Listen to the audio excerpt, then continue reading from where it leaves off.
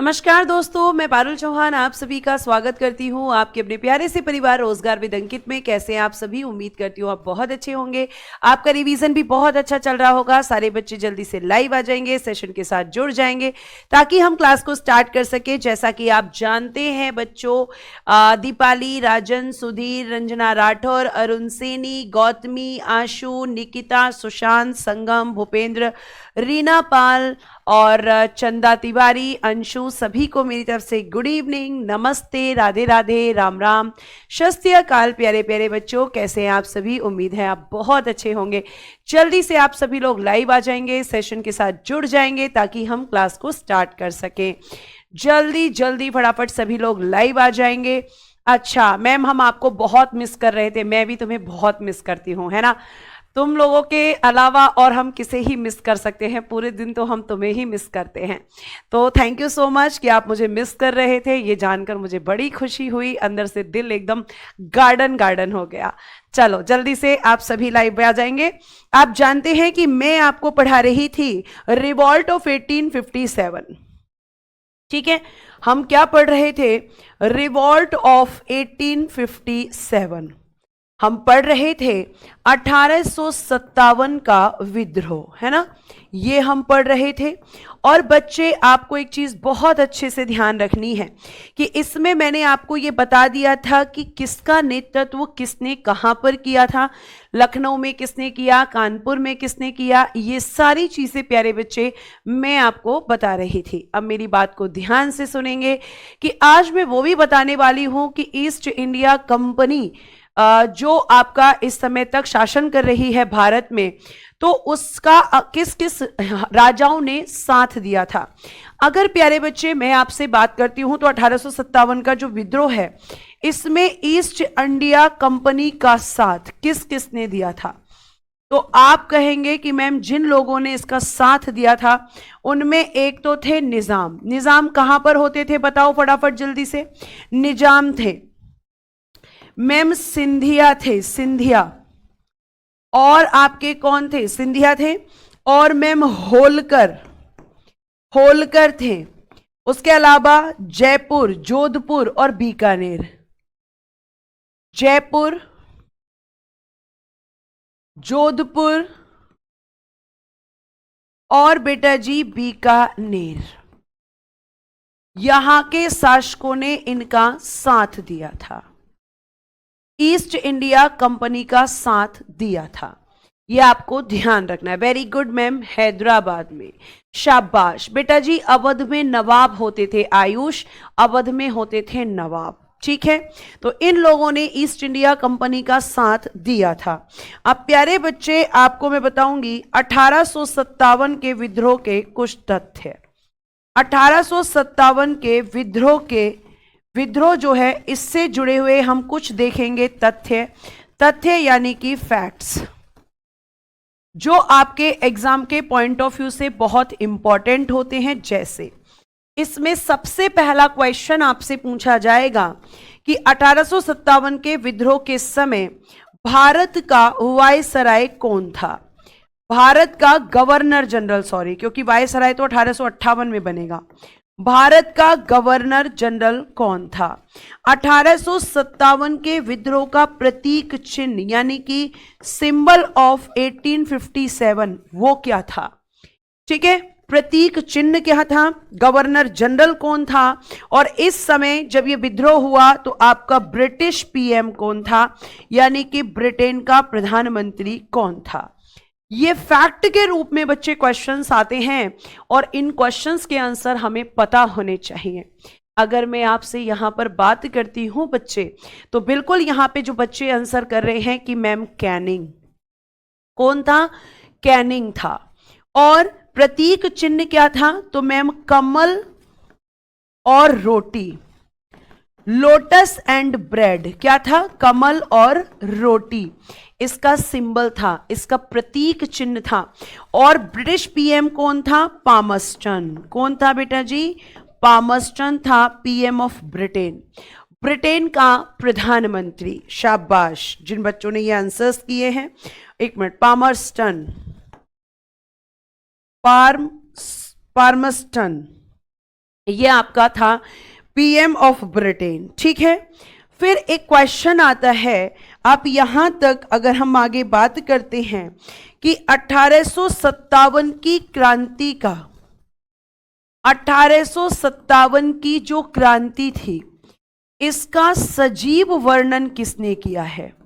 सजीव वर्णन किसने किया है? तो माइकल इसेन ने। किसने किया है? माइकल इसेन नाम का एक व्यक्ति है, इसने इसका सजीव वर्णन किया है, माइकल इसेन। ठीक है, ये आपको ध्यान रखना है। Lively description of revolt of 1857।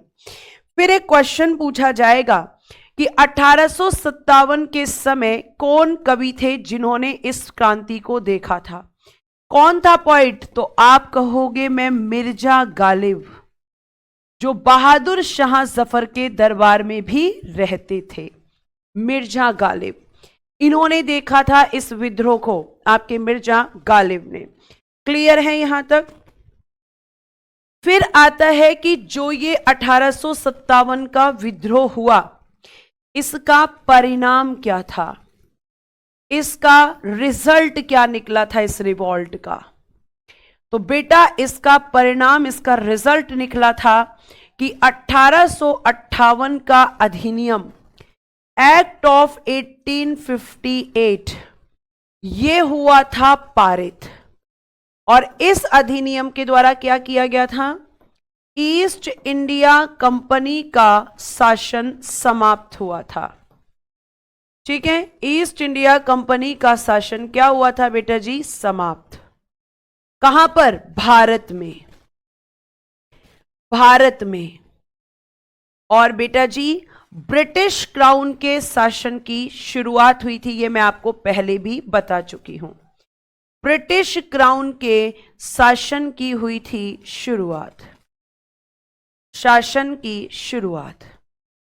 और ये कहां पर हुई थी? तो आप कहेंगे कि मैम ये हुई थी भारत में। तो ये यहां पर परिवर्तन प्यारे बच्चे रिवॉल्ट ऑफ 1857 से हुआ था। ठीक है, और इस 1857 के विद्रोह का फेल होने का क्या कारण था? तो आप मुझे बता सकते हैं क्या कारण थे? आज मैं आप लोगों से पूछूंगी कि क्या कारण थे, क्योंकि मैंने आपको पूरी थ्योरी बताई है। अब आपको इतना तो समझ में आ ही गया होगा कि 1857 का जो विद्रोह था, ये आपका विफल क्यों हुआ था, ये फेल क्यों हुआ था? इसका कारण देखते हैं।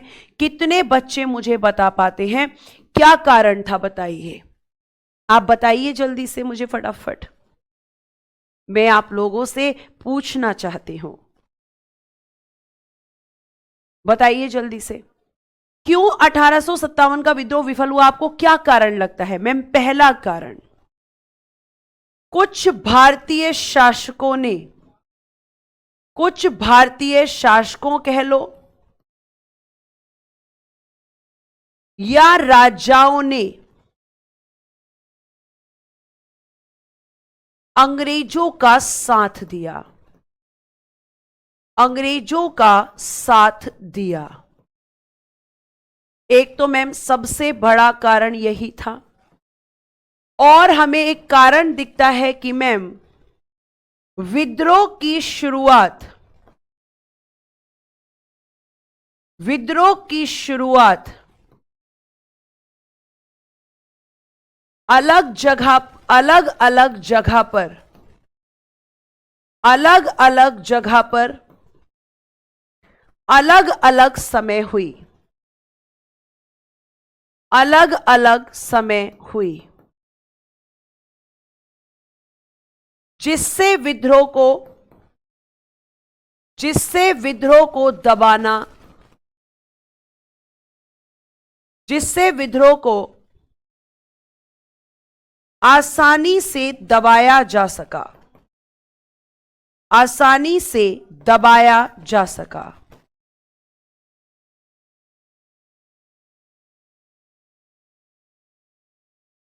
मतलब कोई रणनीति नहीं थी।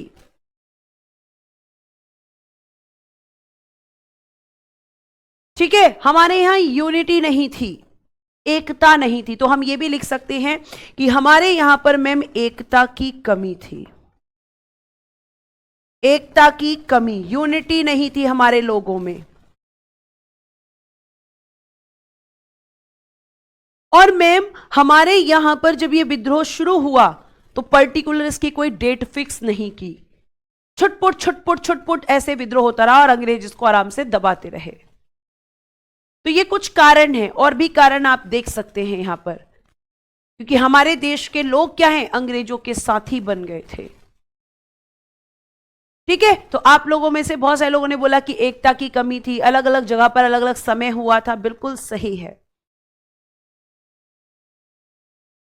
बिल्कुल, यहां पे हम ये भी लिख सकते हैं कि मैम असंगठित नेतृत्व था, असंगठित नेतृत्व। बिल्कुल आप ये पॉइंट यहां लिख सकते हैं, भैया नेतृत्व था ही नहीं, मतलब कोई ऑर्गेनाइज्ड तरीके से लीडरशिप ही नहीं थी इस आंदोलन में, कि कब शुरू करना है, कैसे शुरू करना है, क्या करना है, कोई रणनीति नहीं थी, मतलब रणनीति की भी कमी थी। तो आप ये यहां पे लिख सकते हो। ठीक है, अब हम बात करेंगे कि 1857 के विद्रोह के बाद अगर हम बात करते हैं तो 1857 के विद्रोह से संबंधित कुछ स्टेटमेंट भी हैं, कुछ कथन दिए गए हैं। तो हम देखेंगे कि 1857 के विद्रोह से संबंधित जो स्टेटमेंट हैं, जो कथन हैं, वो क्या क्या हैं और किस किसने इसको क्या क्या कहा है। स्टेटमेंट देखेंगे, फिर हम कुछ बुक देखेंगे। तो आप कहोगे कि मैम यहां पे कह सकते हैं सभ्यता और बर्बरता के बीच संघर्ष। ये किसने कहा होगा कि सभ्यता मतलब अंग्रेजों ने खुद को सभ्य बताया और हमें मतलब भारतीयों को बर्बर बताया, बर्बरता के बीच संघर्ष। और ये किसने कहा, टी आर होम्स ने, टी आर होम्स। इन्होंने कहा कि यह विद्रोह सभ्यता और बर्बरता के बीच संघर्ष था। ठीक है, हिंदू मुस्लिम षड्यंत्र लिखिए पहले इतना, फिर हम आगे बढ़ते हैं। क्या आप लिखने का काम बाद में कर लेंगे बेटा? तो फिर मैं आगे पढ़ा दूं आपको। क्या आप लिखने का काम बाद में कर सकते हैं? बताइए जल्दी से। हाँ जी, टी आर होम्स ने कहा था, बिल्कुल सही है।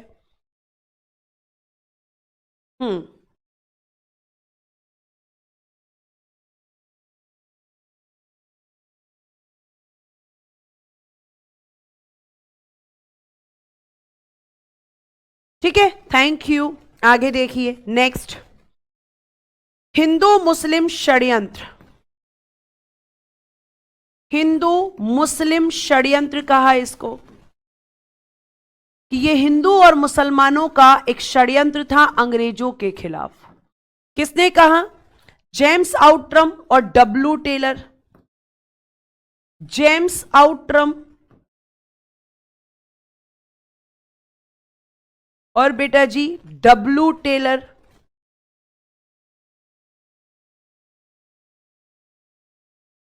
ये आपको ध्यान रखना है।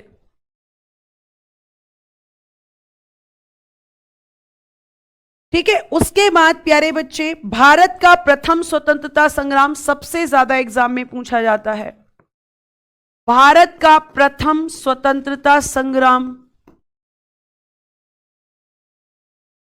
ये किसने कहा था? मैम वीडी सावरकर साहब ने, जिनका पूरा नाम है विनायक दामोदर सावरकर जी। भारत का प्रथम स्वतंत्रता संग्राम राष्ट्रीय स्वतंत्रता के लिए, राष्ट्रीय स्वतंत्रता के लिए सुनियोजित संग्राम, सुनियोजित संग्राम एवं राष्ट्रीय विद्रोह था, एवं राष्ट्रीय विद्रोह था। ये किसने कहा है? तो मैम इसको कहने वाले हैं अशोक मेहता जी। अशोक मेहता जी, इन्होंने कहा कि राष्ट्रीय स्वतंत्रता के लिए सुनियोजित संग्राम एवं राष्ट्रीय विद्रोह था। यह आपको ध्यान रखना है। न पहला न राष्ट्रीय, क्या बोला? न पहला न राष्ट्रीय, न पहला न राष्ट्रीय और ना ही स्वतंत्रता संग्राम, और ना ही स्वतंत्रता संग्राम, कि ये ना तो आपका पहला था, ना ही ये राष्ट्रीय आंदोलन था, और ना ही ये स्वतंत्रता संग्राम था। ये किसने बोला? आरसी मजूमदार ने। आरसी मजूमदार, इन्होंने बोला है। वेरी गुड अंगद ने पहले ये स्टेटमेंट लिखा हुआ है।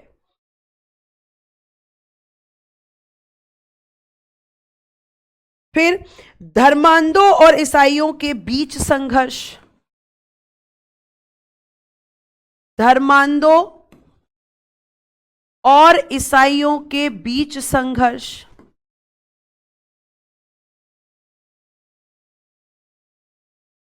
बीच संघर्ष, ये किसने कहा? L.E.R. रीस ने कहा। किसने कहा?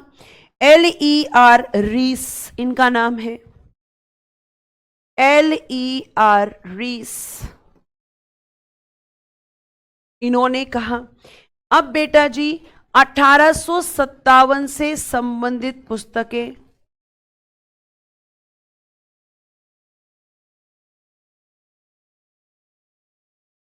पुस्तकें, यानी कि बुक्स हम देखेंगे रिलेटेड टू रिवॉल्ट ऑफ 1857। जो बुक्स हैं वो मैं आपको बताने जा रही हूं। और बेटा जी वो कौन सी बुक है? तो लिखिएगा पहला 1857।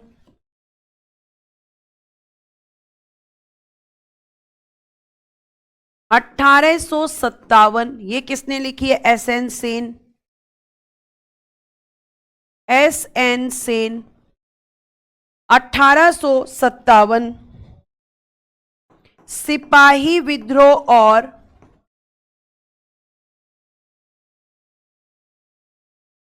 1857 का विद्रोह।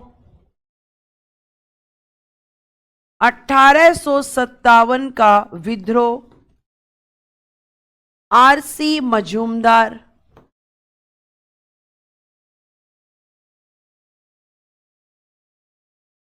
आरसी मजूमदार।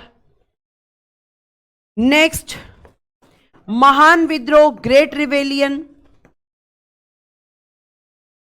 ग्रेट रिवेलियन,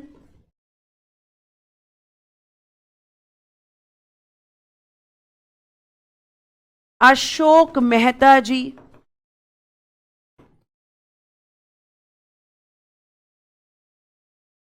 और लास्ट लिखिएगा भारतीय स्वतंत्रता संग्राम 1857। भारतीय स्वतंत्रता संग्राम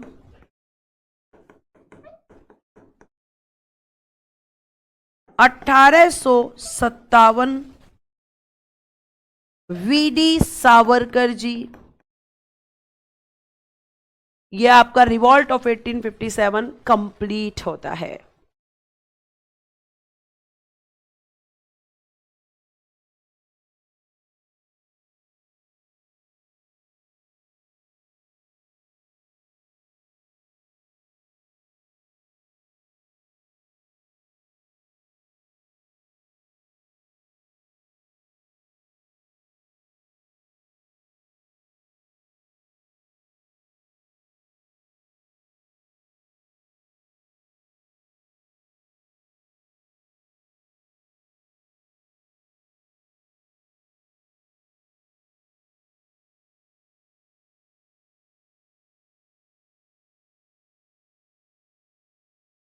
ठीक है।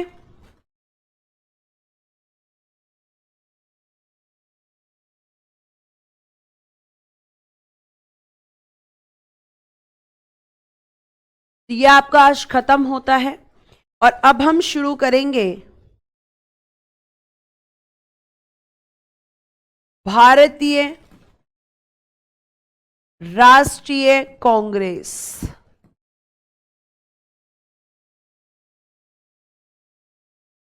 जिसे आप कहते हैं Indian National Congress. Indian National Congress, भारतीय राष्ट्रीय कांग्रेस, जिसे हम क्या कहते हैं? आईएनसी। तो अगर मैं आईएनसी लिखूंगी तो आप बार बार मत बोलना कि मैम आईएनसी क्या होता है, मैम आईएनसी क्या होता है। Indian National Congress. Latest news, UPSI exam date out हो गई है। अच्छा जी, 14 से 15 मार्च। बहुत बढ़िया, बधाई हो आप लोगों को। अब आपको ये पता चल गया और आप उसी हिसाब से अपने आप को अब तैयार कर पाएंगे। ठीक है, अब यहां पे इंडियन नेशनल कांग्रेस की हम बात करते हैं तो प्यारे बच्चे, सबसे पहले क्वेश्चन आता है कि जो भारतीय राष्ट्रीय कांग्रेस है, अगर हम बात करते हैं तो इसका संस्थापक कौन था? ठीक है, यानी कि फाउंडर कौन था? तो आपको मैं बता दूं, इसका फाउंडर था बेटा जी ए.ओ. ह्यूम, जिसे हम कहते हैं Allan Octavian Hume. Allan Octavian Hume. ठीक है, ये कौन था? तो ये था एक सेवानिवृत्त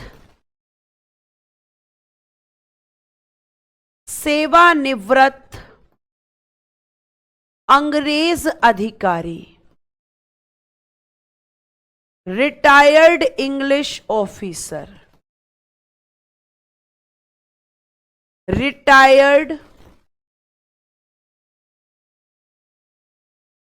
English officer.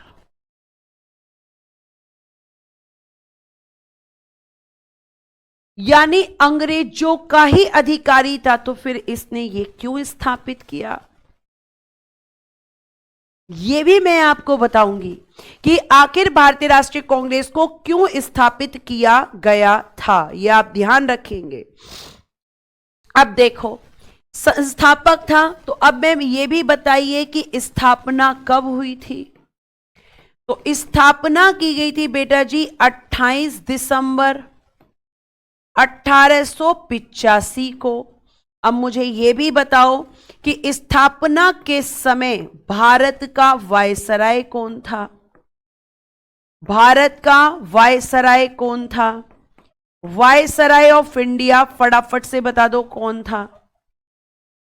Viceroy of India आपको पता होना चाहिए, ये कौन था? मैं आप लोगों से पूछना चाहती हूं।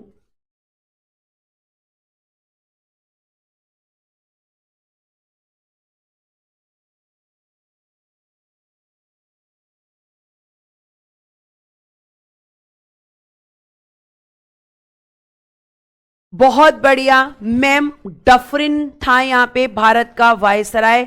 डफरिन के समय ही इसे क्या किया गया था? इसकी स्थापना। और आपने अपने एक बहुत ही फेमस नेता का नाम सुना होगा, लाला लाजपत राय जी। लाला लाजपत राय जी ने आईएनसी को डफरिन के दिमाग की उपज कहा। डफरिन के दिमाग की उपज कहा। दिमाग की उपज कहा।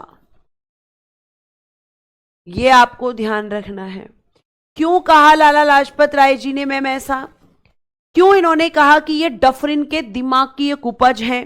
और क्यों अंग्रेजों ने इसे स्थापित करवाया था? भाई भारतीयों का साथ दे रहे थे क्या? नहीं। लाला लाजपत राय जी ने यह भी कहा। लाला लाजपत राय जी ने क्या कहा और सुनिए, लाला लाजपत राय जी ने खुलकर इसके बारे में बताया और लाला लाजपत राय जी ने कहा कि भाई सुनो, लाला लाजपत राय जी ने कहा कि जो आईएनसी है, कि कहा कि आईएनसी क्या है, तो ये तो अंग्रेजों का सेफ्टी वॉल्व है। क्या है? अंग्रेजों का सेफ्टी वाल्व कहा इसको, सेफ्टी वाल्व कहा कि ये तो अंग्रेजों का सेफ्टी वॉल्व है। ये अंग्रेजों का क्या है? तो आप कहोगे सेफ्टी वॉल्व है। और ये बात उन्होंने कहां पे कही? तो बेटा जी ये बात कही थी उन्होंने यंग इंडिया में। यंग इंडिया एक न्यूज़पेपर है। यंग इंडिया में लाला लाजपत राय जी ने कहा कि आईएनसी केबल और केबल अंग्रेजों के लिए एक सेफ्टी वॉल्व है। सेफ्टी वॉल्व को क्या कहेंगे? यानी सुरक्षा करने का वाल्व है। कैसे मैम? कैसे ये अंग्रेजों के लिए सुरक्षा वाल्व था? मैं आपको बताती हूं। 1857 का विद्रोह हुआ, हां जी मैम। और भी घटनाएं हो रही थी, हां जी मैम। क्या भारतीय अंग्रेजों के खिलाफ हो चुके थे? हां जी मैम। आंदोलन चला रहे थे, हां जी, सब हो रहा था मैम। लोगों को समझ में आ गया था, बहुत सारे किसान विद्रोह हो रहे थे, बहुत सारे जमींदार विद्रोह कर रहे थे, बहुत सारे लोगों ने यहां विद्रोह किया। लेकिन आपको एक चीज बहुत अच्छे से ध्यान रखनी है कि लाला लाजपत राय जी ने कहा कि आईएनसी केबल और केबल अंग्रेजों का क्या है? एक सुरक्षा कवच है। आप हिंदी में भी लिख सकते हो। क्या बोला इसको? कि मैम ये एक सुरक्षा कवच लाला लाजपत राय जी ने बताया। किसका? अंग्रेजों का। कैसे? ध्यान से सुनो। अब मैं तुमसे यहां पे देखो, अभी क्या होगा? अभी ये होगा कि मैम मान लीजिए अंग्रेज हैं। अब ये अंग्रेज कोई भी अत्याचार करते थे तो हमारे लोग क्या करते थे? अब इन्होंने अत्याचार किया। अत्याचार किस पे किया? भारतीयों पर। ठीक है, ये समझाने के लिए है, भारतीयों पर। और जब भारतीयों पर अत्याचार किया तो भारतीय इनके खिलाफ क्या करते थे? विद्रोह कर देते थे, इनके खिलाफ आवाज उठाने लगते थे। अब इस तरीके की घटनाएं ना घटे तो इसने डफरिन ने क्या सोचा कि भाई एक ऐसा संस्थान बनाओ, एक ऐसा प्लेटफॉर्म बनाओ, जो प्लेटफॉर्म ऐसा हो जो हमारी की हुई चीजों को, इस असंतोष को, इस विद्रोह जैसी घटनाओं को दबा सके। जैसे हमें गुस्सा आया, हमने तुरंत विद्रोह कर दिया। लेकिन अब अंग्रेजों ने क्या कहा? अंग्रेजों ने कहा कि भैया सुनो, तुम्हारे लिए हम एक प्लेटफॉर्म बना रहे हैं और इस प्लेटफॉर्म का नाम है आईएनसी। और इसमें, इस प्लेटफॉर्म में कौन होंगे? सारे के सारे भारतीय होंगे, इंडियंस इसमें होंगे, इसमें अंग्रेज नहीं होंगे। ठीक है, अब ये जो आपके आईएनसी नामक प्लेटफॉर्म है, अगर मान लीजिए कि जो भारत की जनता है, इसको कोई भी शिकायत है हमारी नीतियों से, किसी भी पॉलिसी से, तो ये भारत की जनता क्या करेगी? इनसे कहेगी। और ये लोग किससे कहेंगे? ये लोग हमसे कहेंगे। तो इस प्रोसेस में बेटा समय लगता होगा कि नहीं? मैम बिल्कुल लगता होगा, बिल्कुल लगता होगा। मैम अभी गुस्सा आया हमें तो अभी हम रिएक्शन कर सकते हैं, लेकिन हमसे कोई कहे आज तुम्हें गुस्सा आ रहा है, भी रुक जाओ 2-3 दिन फिर गुस्सा करना, तो क्या गुस्सा आएगा? नहीं आएगा। मतलब हम क्या कर सकते हैं? हम यहां पर इस प्लेटफॉर्म के माध्यम से भारतीयों के गुस्से को दबा सकते हैं, इन विद्रोहों को रोक सकते हैं। और लाला लाजपत राय जी इस बात को बहुत अच्छे से समझ गए थे कि ये सिर्फ और सिर्फ वो वाली बात है कि हाथी के दांत दिखाने के कुछ और खाने के कुछ और, कि भाई हमारे ऊपर अत्याचार होगा, हम आवाज उठाएंगे, हम भारतीय नेताओं से अपनी बातें कहेंगे, भारतीय नेता इनसे कहेंगे, तब तक जनता शांत हो जाएगी। और इस आईएनसी को जिसे इन्होंने स्थापित किया, ये केवल इसे एक कमजोर संस्था समझ रहे हैं। कुछ भारतीय इसमें रहेंगे, क्या कर लेंगे हमारा? कुछ नहीं। और भारतीय जनता को यह तसल्ली रहेगी कि हमारी बातें अंग्रेजों तक पहुंचाई जाएंगी, हमारी बातें अंग्रेज सुनेंगे। लेकिन अंग्रेजों के तो कान पे जूं नहीं रेंगती थी हमारी चीजों को लेकर। बेटा मैं कंफर्म करके बताऊंगी डेट क्या है। कोई मार्च बोल रहा है, कोई अप्रैल बोल रहा है। कल कंफर्म बताऊंगी आपको, क्योंकि अभी मैं क्लास में हूं तो अभी आपको बता नहीं पाऊंगी, तो कल कंफर्म बताऊंगी। तो ये केवल किसके लिए था? समझाने के लिए। ये चीजें किसके लिए थी? केवल समझा। तो राजा लाला लाजपत राय जी ने कहा कि अंग्रेजों ने अपना सुरक्षा कवच तैयार कर लिया है हमें बेवकूफ बनाने के लिए। तो लाला लाजपत राय जी ने इसे क्रिटिसाइज और कहा कि ये डफरिन के दिमाग की उपज है।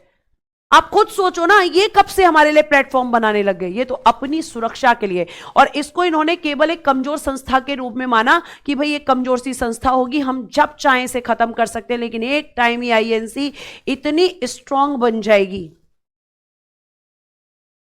इतनी स्ट्रांग बन जाएगी कि अंग्रेजों को खदेड़ फेंकेगी। ठीक है, ये आपको ध्यान रखना है। अब मेरी बात को ध्यान से सुनिए। तो ये क्या है, इन्होंने लाला लाजपत राय जी ने इसे क्या कहा? मैम, इसे सुरक्षा वाल्व कहा।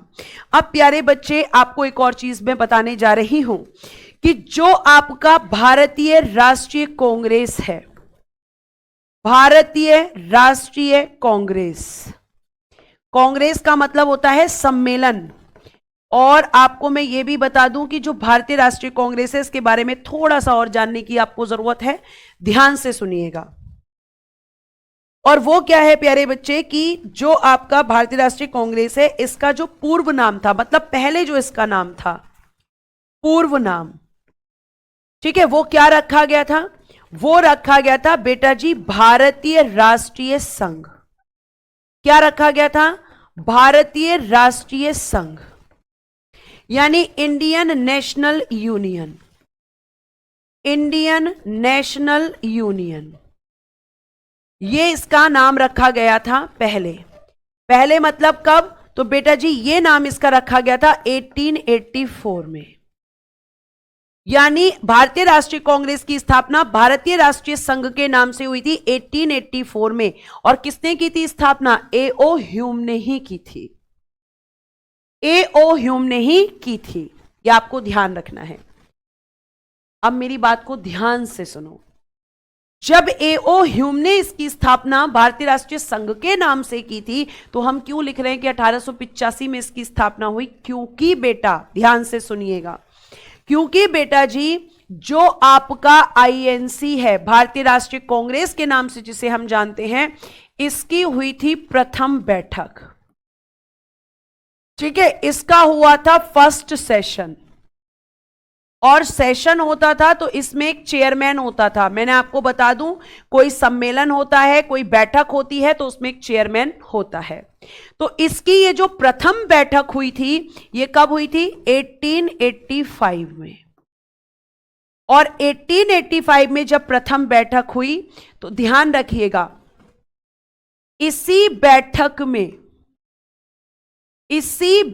में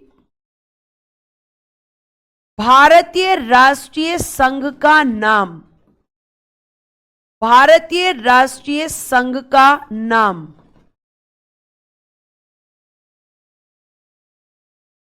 दादा भाई नौरोजी, दादा भाई नौरोजी के सुझाव पर भारतीय राष्ट्रीय कांग्रेस किया गया। क्या किया गया? सुझाव पर भारतीय राष्ट्रीय कांग्रेस किया गया। तो कांग्रेस शब्द इसमें कब जुड़ा? मैम 1885 में। अगर हमसे पूछेगा कोई कि भारतीय राष्ट्रीय संघ की स्थापना 1884, लेकिन भारतीय राष्ट्रीय कांग्रेस की स्थापना तो 1885। यानी यहां पे कौन सा शब्द रिप्लेस हुआ? मैम संघ की जगह, यूनियन की जगह कांग्रेस शब्द को जोड़ा गया। और इस कांग्रेस का मतलब होता है सम्मेलन करना, कॉन्फ्रेंसेस करना। ठीक है, इतनी बात आपको ध्यान में रखनी है। तो जब ये प्रथम अधिवेशन हुआ तो इसमें पहले क्या हुआ? इसमें मैम नाम चेंज किया गया और यहां पे भारतीय राष्ट्रीय संघ की जगह भारतीय राष्ट्रीय कांग्रेस इसका नाम कर दिया गया था। अब प्यारे बच्चे ध्यान से सुनना। अब एक और चीज मैम हमें पता होनी चाहिए कि जो प्रथम बैठक हुई थी, इस प्रथम बैठक का स्थान क्या था? इस प्रथम बैठक में कितने प्रतिनिधि, मतलब कितने रिप्रेजेंटेटिव शामिल हुए थे? इस बैठक में हमें यह भी बताइए कि यहां पर अध्यक्ष कौन था? रिप्रेजेंटेटिव्स कितने आए थे? इस बैठक में आपके जो हैं प्रथम अध्यक्ष, फर्स्ट चेयरमैन ऑफ आईएनसी कौन थे, है ना। ये क्वेश्चन भी कई एग्जाम्स में पूछा जा चुका है, इनका आंसर हमें पता होना चाहिए। और भारतीय राष्ट्रीय कांग्रेस की जब हम बात करते हैं तो जो एओ ह्यूम था वो किस पद पर था, तो हम कह सकते हैं कि भारतीय राष्ट्रीय कांग्रेस में सचिव के पद पर कौन था, सेक्रेटरी कौन था यहां पर, ये भी हमें बताओ। आईएनसी का सचिव कौन था, ये भी हमें पता होना चाहिए। अब चलते हैं, हम यहां पर बात करते हैं। बेटा जी स्थान की अगर मैं बात करती हूं तो ये देखिएगा, पहले यह अधिवेशन, पहले यह अधिवेशन पुणे में होने वाला था, होने वाला था, होने वाला था, लेकिन प्लेग फैलने के कारण, लेकिन प्लेग फैलने के कारण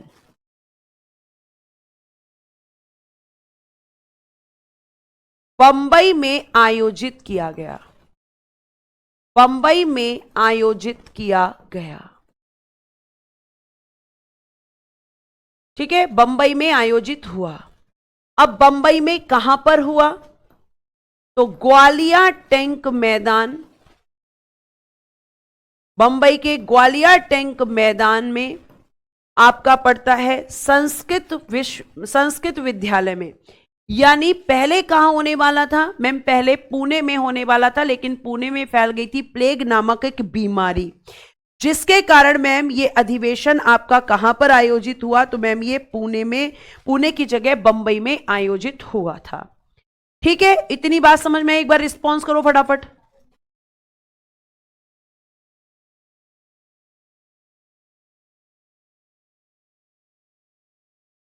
ठीक है, कहां पर हुआ था, बंबई में, तो बंबई को, हाँ, और ये स्कूल का नाम लिख रही थी मैं, एक बार पहले स्कूल का नाम लिखो, गोकुल दास, गोकुल दास तेजपाल संस्कृत विद्यालय, तेजपाल संस्कृत विद्यालय, केवल आप इतना याद रख लो, और कुछ याद रखने की जरूरत नहीं है। बंबई के गोकुलदास तेजपाल संस्कृत विद्यालय में मैम ये प्रथम अधिवेशन हुआ था, और ये आपको ध्यान रखना है कि क्यों बंबई में हुआ था, क्योंकि पुणे में प्लेग फैल गया था। इसमें कितने प्रतिनिधियों ने भाग लिया था, 72। प्रथम अध्यक्ष कौन थे, व्योमेश चंद्र बनर्जी, व्योमेश चंद्र बनर्जी थे मैम, व्योमेश चंद्र बनर्जी, जिन्हें बहुत सारे बच्चे WC बनर्जी भी कहते हैं, ये प्रथम अध्यक्ष थे। सचिव के पद पर था प्यारे बच्चे एओ ह्यूम, एओ ह्यूम। अब एओ ह्यूम को क्या कहा जाता है, एओ ह्यूम के बारे में और भी बातें जानिए। ये जो एओ ह्यूम है, इसके बारे में अगर हम बात करते हैं तो इसी को कहते हैं आईएनसी का जनक। फादर ऑफ आईएनसी कौन है, तो आप कहोगे father of INC AO Hume. ये बेटा जी एक पक्षी विशेषज्ञ था, पक्षी विशेषज्ञ ये रहा था। इसे कहा जाता है हर्मिट ऑफ शिमला, इसे कहा जाता है हर्मिट ऑफ शिमला, इसे कहा जाता है हर्मिट ऑफ शिमला। यह क्वेश्चन भी पूछा गया है कि हर्मिट ऑफ शिमला किसे कहा जाता है, तो इसी को कहा जाता है, यह एक पक्षी विशेषज्ञ था, इसे हर्मिट ऑफ शिमला कहा जाता है, सेवानिवृत्त अंग्रेज अधिकारी था। और बेटा जी एक क्वेश्चन और पूछा जाता है कि जो एओ ह्यूम है इसकी जीवनी किसने लिखी है, इसकी बायोग्राफी को किसने लिखा है, तो इसकी बायोग्राफी लिखने वाला है विलियम बेडरबर्न। कौन है, विलियम बेडरबर्न, विलियम बेडरबर्न, इसने लिखी थी इसकी जीवनी, विलियम बेडरबर्न। तो ये इसके बारे में सारे फैक्ट थे, आपको लिखना है।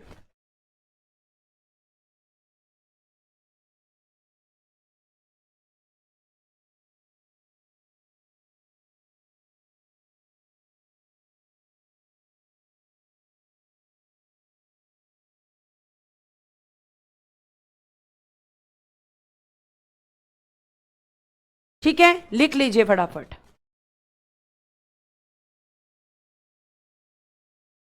अब एक क्वेश्चन और पूछा जाता है जो मैं अगली स्लाइड पे लिखूंगी कि आईएनसी के प्रथम अधिवेशन में किसने भाग नहीं लिया था, यह क्वेश्चन बनता है।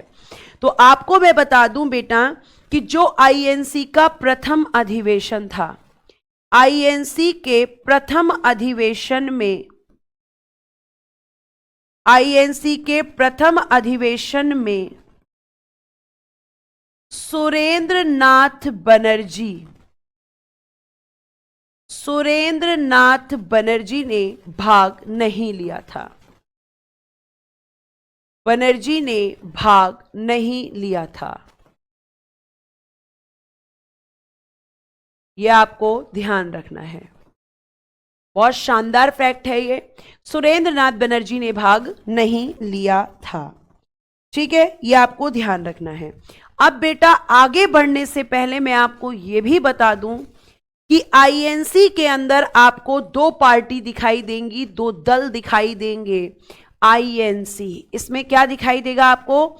आईएनसी के अंदर मैम दो दल, दो दल होंगे, दोनों की विचारधाराएं अलग होंगी, और कहते हैं ना कि दो विचारधाराएं हमेशा एक साथ नहीं चल सकती है। और ये जो दो दल हैं बेटा, एक को आप जानते हैं गरम दल के नाम से और एक को आप जानते हैं नरम दल के नाम से। अब इनमें क्या अंतर था बेटा? गरम दल के जो नेता हैं उनमें आपके तीन बहुत फेमस लीडर हैं, लाल, बाल और बेटा जी पाल, ठीक है, यानी लाला लाजपत राय जी,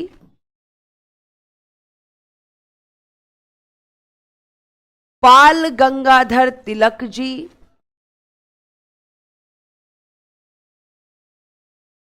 और बेटा जी बिपिन चंद्र पाल जी, विपिन चंद्र पाल जी। ये तीन आपके गरम दल के नेता हैं। अब जो गरम दल के नेता थे वो क्या कहते हैं? वो कहते हैं कि भैया अंग्रेजों से याचनाएं मत करो। ये क्या करते थे? ये जो गरम दल के नेता थे इन्हें अंग्रेजों पर विश्वास नहीं था, अंग्रेजों पर विश्वास नहीं था, नहीं करते थे ये विश्वास इन पर। ये अंग्रेजों से जो प्रार्थनाएं की जाती थी, प्रार्थनाएं जो होती थी या जो याचनाएं होती थी, ये कहते थे कि भैया ये भी गलत है, ये मत करो, इनसे कोई फायदा नहीं है, इनसे कोई मतलब नहीं है, अंग्रेज केवल और केवल तुम्हें पागल बना रहे हैं। तो ये क्या करते थे कि इन्हें मैम प्रार्थनाओं याचनाओं में विश्वास नहीं था, अंग्रेजी सरकार में विश्वास नहीं था। लेकिन ये नरम दल के जो नेता थे इनका मानना था कि हमें क्या करना है, अंग्रेजी सरकार में विश्वास था इनका, अंग्रेजी सरकार में विश्वास, कि हमें अंग्रेजों पर विश्वास करना चाहिए, ठीक है, ये विश्वास करते थे।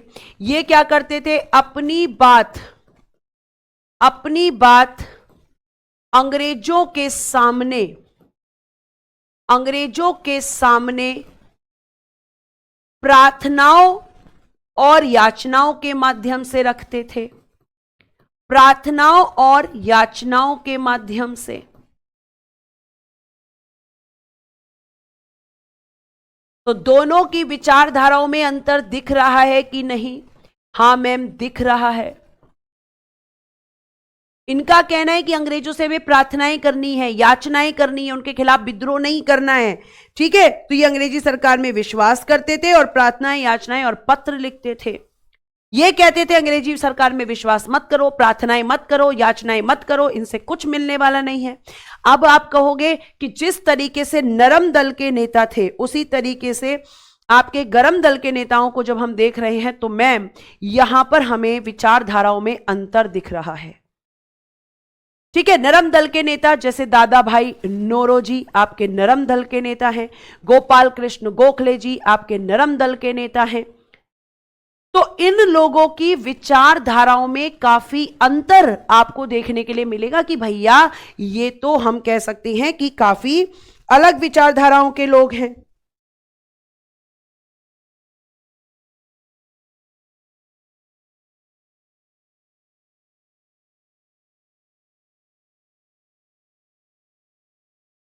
ठीक है, आप जैसे गरम दल के ऑप्शन लिखे हैं, इनका भी एग्जाम्पल लिख लो। मैंने अभी आपके सामने बोले दादा भाई नौरोजी,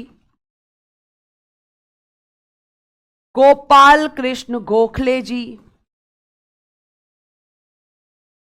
गोपाल कृष्ण गोखले जी जो गांधी जी के राजनीतिक गुरुजी भी हैं, फिरोज शाह मेहता जी, फिरोज शाह मेहता जी, ये बहुत ही प्रसिद्ध नेता हैं नरम दल के। ठीक है, तो ये आपके किसके नेता हैं? नरम दल के। और भी हैं, ये आपको ध्यान रखना है बेटा, अभी विभाजन तो मैंने बताया ही नहीं।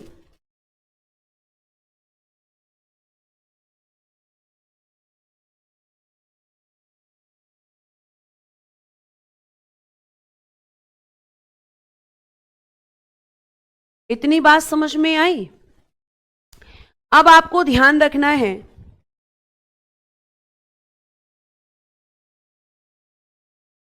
यहां तक समझ में आया? अब हम देखेंगे कि जो भारतीय राष्ट्रीय कांग्रेस है, तो आप एक हेडिंग देंगे आईएनसी के महत्वपूर्ण अधिवेशन, महत्वपूर्ण अधिवेशन और उनके अध्यक्ष, और उनके अध्यक्ष।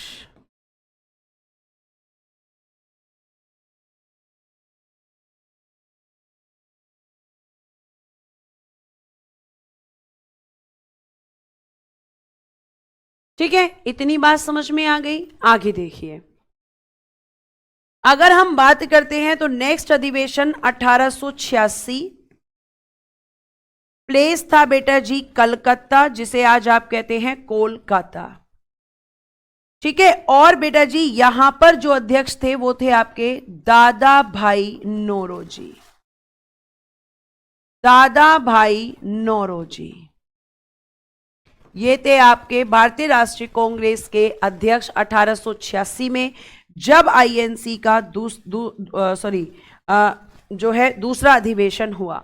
और बेटा जी दादा भाई नौरोजी तीन बार आईएनसी के अध्यक्ष बने, 3 बार आईएनसी के अध्यक्ष। तो 3 बार, एक तो पहली बार मैम ये बने 1886 में, फिर बने 1893 में, और फिर बनेंगे 1906 में। तो 3 बार आईएनसी के अध्यक्ष कौन रहे? दादा भाई नौरोजी मैम 3 बार आईएनसी के अध्यक्ष रहे थे। ये आपको ध्यान में रखना है। ठीक है, फिर उसके बाद में हम आगे बढ़ते हैं, और अगर हम बात करते हैं तो नेक्स्ट अधिवेशन 1887 में हुआ था। ठीक है, कहां पर हुआ था मैम? 1887 में। प्लेस था बेटा जी मद्रास, और इसमें चेयरमैन थे बदरुद्दीन तैयब जी, बदरुद्दीन तैयब जी। और ये कौन थे बेटा जी? तो आप कहेंगे कि मैम ये थे प्रथम मुस्लिम अध्यक्ष, प्रथम मुस्लिम अध्यक्ष। तो ये क्वेश्चन बनता है भारतीय राष्ट्रीय कांग्रेस के प्रथम मुस्लिम अध्यक्ष कौन थे? तो आप कहेंगे बदरुद्दीन तैयब जी मैम प्रथम मुस्लिम अध्यक्ष थे। ठीक है, फिर हुआ था आपका 1888 में, ये हुआ था प्रयागराज, प्रयागराज में, और यहां पर अध्यक्ष था एक अंग्रेज जॉर्ज यूल। ठीक है, जॉर्ज यूल, जॉर्ज यूल। और इसके बारे में लिखिएगा प्रथम अंग्रेज अध्यक्ष, प्रथम अंग्रेज अध्यक्ष, ये इंपॉर्टेंट है। प्रथम मुस्लिम अध्यक्ष कौन था? प्रथम अध्यक्ष कौन था? प्रथम आपका अंग्रेज अध्यक्ष कौन था?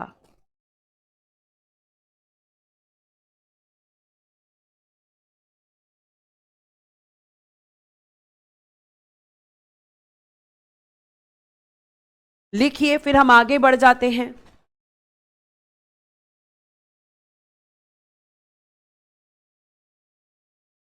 बेटा बेटा बेटा, आउट ऑफ कंट्रोल हो रहे हो तुम आज, बिना मतलब में आउट ऑफ कंट्रोल हो रहे हो, और ये समझ नहीं आ रहा कि क्यों हो रहे हो आउट ऑफ कंट्रोल, क्यों, आखिर क्यों हो रहे हो। बेटा मार्च में पेपर है, अभी तुम्हारे पास दिसंबर, जनवरी, फरवरी, 3 महीने एग्जैक्ट पूरे पड़े हैं। तुम इतना अब सोचना, दिल्ली पुलिस जो कांस्टेबल का एग्जाम है उसकी डेट तो एकदम से आ गई है। अब तुम्हारे पास डेट आ चुकी है और तुम्हें अपना क्या करना है, अपने भरोसे को बनाकर रखना है खुद पे, क्योंकि तुम अपना ही भरोसा अगर तोड़ दोगे तो कोई भी तुम्हें हरा देगा। मतलब तुम उन लोगों की बातों को सही साबित करना चाहते हो क्या, कि जो लोग कहते हैं कि तुमसे कुछ नहीं होगा, ऐसा कुछ चाहते हो? नहीं, ऐसा कुछ नहीं चाहना है। टाइम को यूटिलाइज करो, अपना शेड्यूल बनाओ, अपना रिवीजन का समय रखो, प्रैक्टिस सेट का समय रखो। अगर मेहनत करोगे तो सिलेक्शन होगा, और डरोगे, जब तुम खुद ही डर रहे हो तो डर तो तुम्हें और भी ज्यादा डराएगा।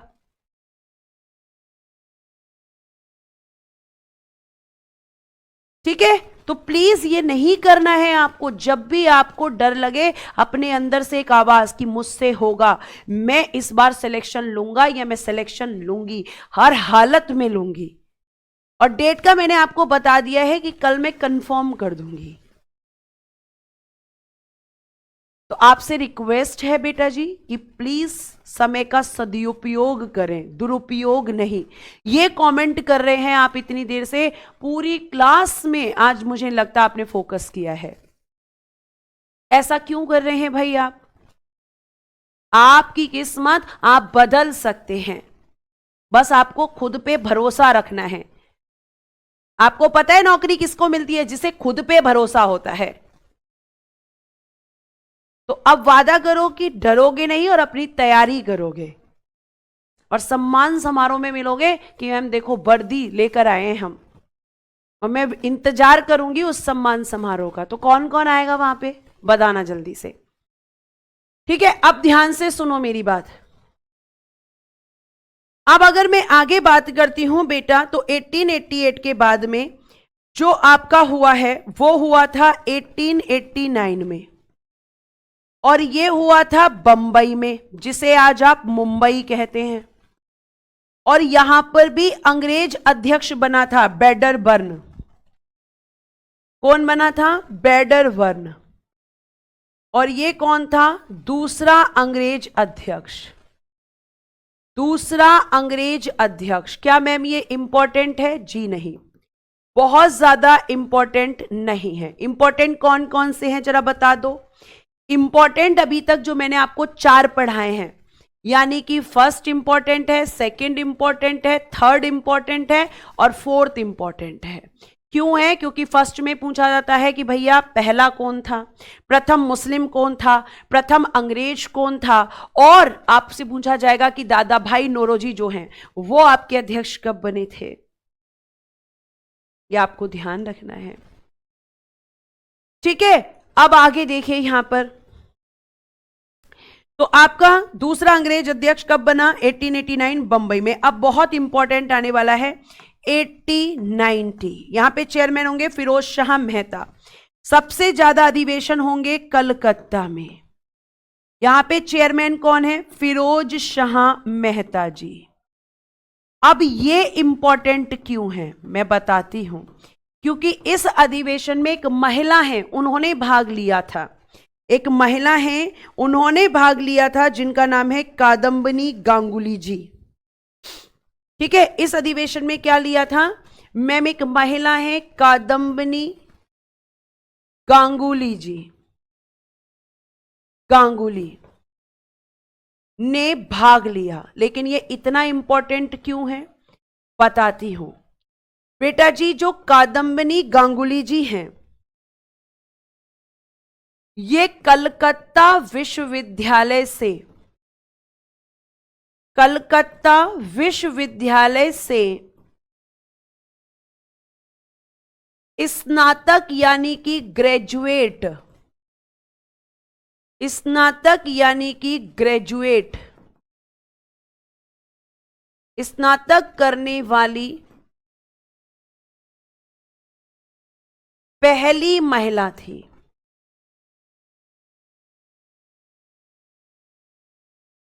पहली महिला थी, इसीलिए ये इंपॉर्टेंट है। यानी कलकत्ता यूनिवर्सिटी से ग्रेजुएट करने वाली या ग्रेजुएशन करने वाली ये पहली महिला थी, यह आपको ध्यान रखना है। ठीक है, उसके बाद में नेक्स्ट हम जाएंगे और अब इंपॉर्टेंट देखेंगे कि भाई अगला हुआ था आपका 1896 में, और ये भी बच्चे 1896 में कलकत्ता में ही हुआ था। और ये इंपॉर्टेंट क्यों है, तो यहां पहले चेयरमैन का नाम लिखें, रहीमतुल्ला सयानी। ये इंपॉर्टेंट क्यों है मैम, ये भी बता दो। तो रहीमतुल्ला सयानी वाला जो ये अधिवेशन हुआ था कलकत्ता में, तो इस अधिवेशन में क्या किया गया था, इस अधिवेशन में बेटा पहली बार वंदे मातरम जो क्या है बेटा जी, आपका नेशनल सॉन्ग, राष्ट्रीय गीत, नेशनल सॉन्ग वंदे मातरम, पहली बार वंदे मातरम गाया गया। ठीक है, और वंदे मातरम जो आपका नेशनल सॉन्ग है, ये आपको मैं बता दूं कि इसको आपका राष्ट्रीय गीत के रूप में कब अपनाया गया, तो इसको राष्ट्रीय गीत के रूप में संविधान सभा द्वारा अपनाया गया था 24 जनवरी 1950 को एज अ नेशनल सॉन्ग। और वंदे मातरम की जो रचना की है वो किसने की है, बंकिम चंद्र चटर्जी ने। किसने की है, बंकिम चंद्र चटर्जी ने मैम इसकी रचना की है, वंदे मातरम की। यह आपको ध्यान रखना है। तो पहली बार वंदे मातरम गीत कहां पर गाया गया था, तो मैम यहीं पर गाया गया था, कलकत्ता अधिवेशन, रहीमतुल्ला सयानी 1896। कई एग्जाम में ये क्वेश्चन पूछा जा चुका है। ठीक है, ये आपको ध्यान रखना है। फिर प्यारे बच्चे एक बहुत इंपॉर्टेंट अधिवेशन फिर से आने वाला है 1901। कहां हुआ है, अगेन कलकत्ता। कौन है यहां पर चेयरमैन, दिनशा वाचा जी, दिनशा वाचा जी। अब ये क्यों इंपॉर्टेंट है, क्या दिनशा वाचा अध्यक्ष हैं इसीलिए इंपॉर्टेंट है, नहीं बेटा जी, क्योंकि ये जो अधिवेशन है जो ये हुआ है, लिखना, इसमें गांधी जी ने पहली बार भाग लिया, इसमें गांधी जी ने पहली बार भाग लिया। ये आपको ध्यान रखना है, इसीलिए ये बड़ा इंपॉर्टेंट है। गांधी जी ने पहली बार भाग लिया था।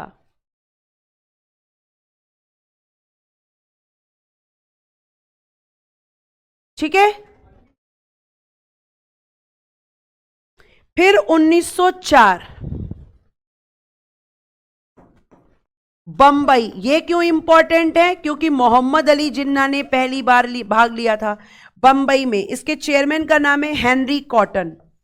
मतलब कौन है चेयरमैन, अंग्रेज, हेनरी कॉटन। लेकिन ये इसलिए इंपॉर्टेंट नहीं है, ये इंपॉर्टेंट है क्योंकि पहली बार इसमें मोहम्मद अली जिन्ना जो मुस्लिम लीग के चेयरमैन हैं, मोहम्मद अली जिन्ना ने पहली बार भाग लिया, पहली बार भाग लिया। इसीलिए बेटा जी ये इंपॉर्टेंट है, इसीलिए मैम ये इंपॉर्टेंट है।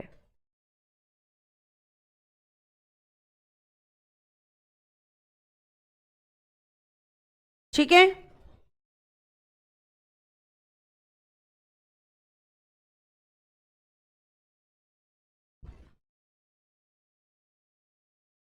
अब बेटा चलो यहां रखते हैं, आज यही विराम देते हैं। 1905 से मैं कल पढ़ाऊंगी, कल ये चैप्टर आपका कंप्लीट करूंगी और परसों बंगाल विभाजन शुरू करूंगी। बंगाल विभाजन क्यों हुआ था, क्या कारण था, ये सब मैं आपको बताऊंगी। आपका कोई क्वेश्चन है तो आप मुझसे पूछ सकते हैं। ठीक है, आपका कोई क्वेश्चन है तो आप मुझसे पूछ सकते हैं बच्चे, और मैं आपको उसका आंसर जरूर दूंगी। शिखा कह रही है मुझे आपसे कुछ पूछना है, मैं ग्रुप में नहीं पूछ सकती। शिखा आप पूछिए, अगर आप ग्रुप में नहीं पूछ सकती हैं तो फिर कैसे पूछेंगी बताइए, क्योंकि पर्सनल मैसेज तो बेटा इतने पड़े हुए हैं टेलीग्राम पे कि मैं चाहकर भी पर्सनल मैसेजेस नहीं देख पाती हूं। ठीक है, बताइए जल्दी से। हाँ, 1905 से मैं कल आपको पढ़ाऊंगी। आप मैसेज क्यों नहीं पढ़ते हैं नरपेंद्र? सबका मैसेज लाइव क्लास में पढ़ना बेटा पॉसिबल नहीं है, इसीलिए तो टेलीग्राम ग्रुप बनाया हुआ है।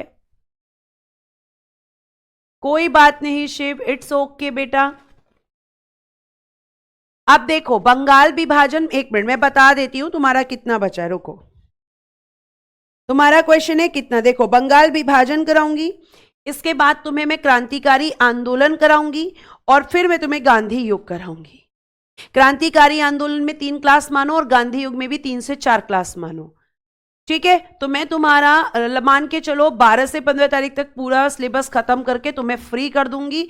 और आपको यह भी ध्यान रखना है कि जो इंपॉर्टेंट फैक्ट्स हैं, जैसे आंदोलन हुए हैं कुछ, तो उनका मैं तुम्हें लिस्टिंग दूंगी, और वो लिस्टिंग तुम्हें पढ़नी है, ऐसा नहीं कि तुम उसको पढ़ो ही नहीं।